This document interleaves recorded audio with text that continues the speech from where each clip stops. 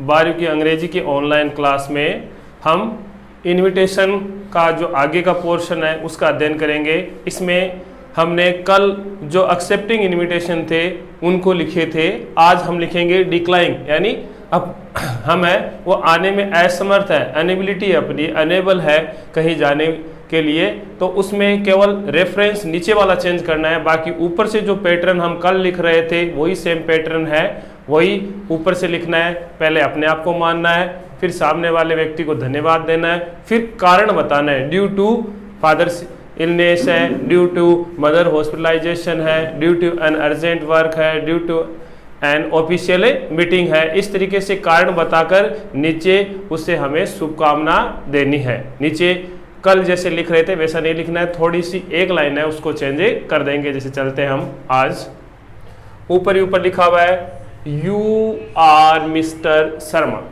तुम मिस्टर शर्मा हो। You received an invitation from, आपको एक निमंत्रण मिला है from Mrs and Mr Rohit Kumar की तरफ से टू अटेंड द, दो टॉपिक है अपने आज, एक और दो। एक तो है डॉटर्स मैरिज, उनकी लड़की की शादी है, दूसरा उनका जो बेटा है उसका जन्मदिन है, the birthday party of their son on 30 June 2020, यानी 30 June 2020 at 8 PM। Write formal reply to for being unable to accept the invitation due to his father's sickness. आई बात समझ में कि यानी प्रश्न में सब कुछ दिया हुआ है कि reply for being unable to accept the invitation due to your father illness. हम ये हिज बनाना है, जब उत्तर लिखेंगे उसमें लिखा होगा। तो अब शुरू से शुरू करते हैं हम। सबसे पहले कल की तरह ही अपना नाम लिखेंगे, तो इसमें लिखा हुआ है Mr Sharma, Mr and Mrs Sharma, Mr and Mrs Sharma लिख दिया। फिर वापस वही लिखना है, थैंक। अब आगे लिखा हुआ है मिस्टर एंड मिसेज, तो Mr and Mrs Sharma thank Mrs and Mr Rohit Kumar, Rohit Kumar. Mr and Mrs Sharma thank Mr and Mrs and Mr Rohit Kumar for their kind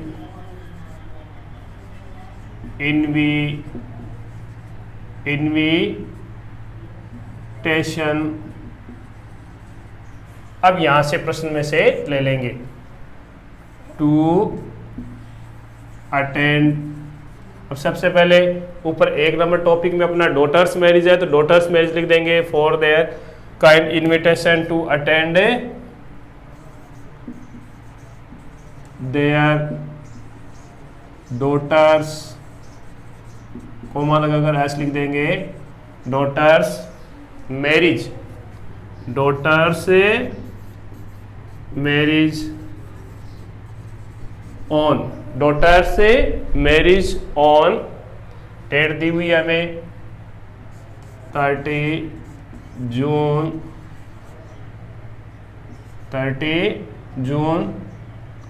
2028 8 PM। अब जगह का नाम लिख देंगे, in their home, in their home. अब ये तो जो कल हमने लिखा था उसकी तरह ही है, एक्सेप्टिंग की तरह है। अब नीचे वाले लाइन चेंज हो जाएगी, जैसे नीचे लिखा हुआ write a formal reply for being unable to accept the invitation, यानी निमंत्रण स्वीकार करने में असमर्थता है, कारण है फादर्स सिकनेस। अब हम लिख देंगे in their home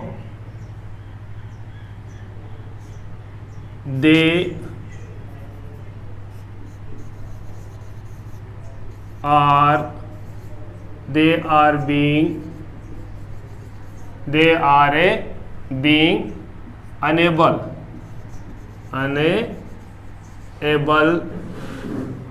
they are being unable to accept, इस प्रश्न में जो दिया हुआ है वो लिख देंगे, accept the invitation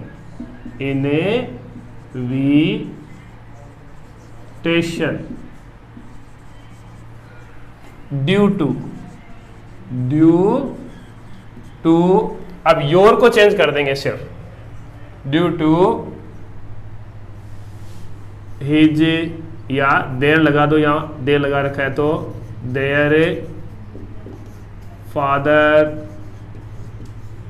there fathers sickness, father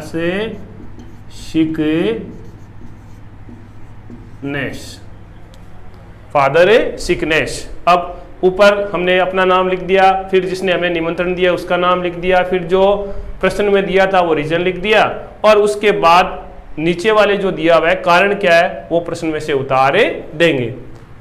फिर लिख देंगे दे विश टू, अब मैरिज लिखा हुआ है तो they wish to happy marriage life, happy marriage life.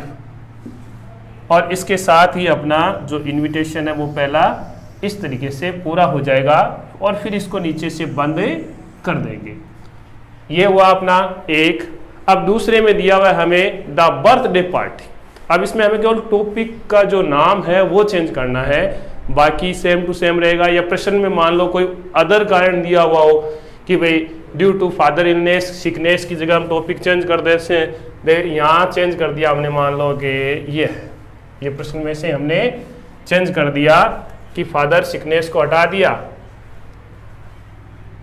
An urgent meeting.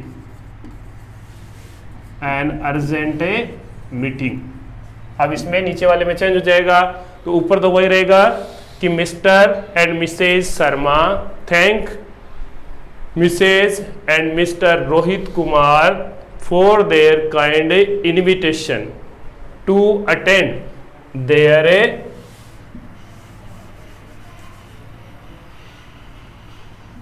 Sons birthday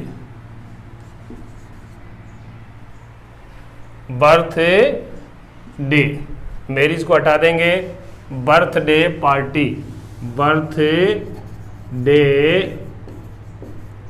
party on 30 June 2028 8 PM।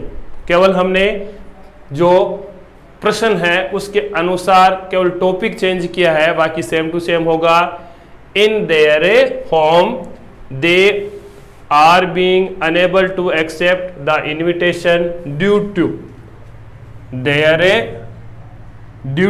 अब देर को हटा देंगे यहाँ से, due to an urgent meeting, due to an urgent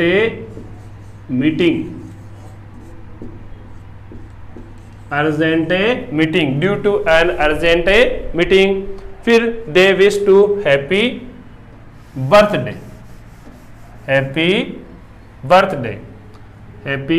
जोड़ देंगे यहाँ, हैप्पी बर्थडे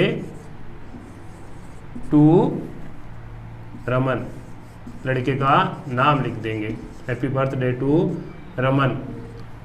तो इस तरीके से हमने हल किया, इसमें कोई समस्या नहीं आई। केवल जो प्रश्न की भाषा है उसके अनुसार यदि हम लिखेंगे तो अपने जो डिक्लाइनिंग इनविटेशन है वो भी गलत नहीं होंगे, केवल ड्यू टू लिखना है यानी कारण बताना है, बाकी जो पीछे लिख रहे थे सेम टू सेम वैसा ही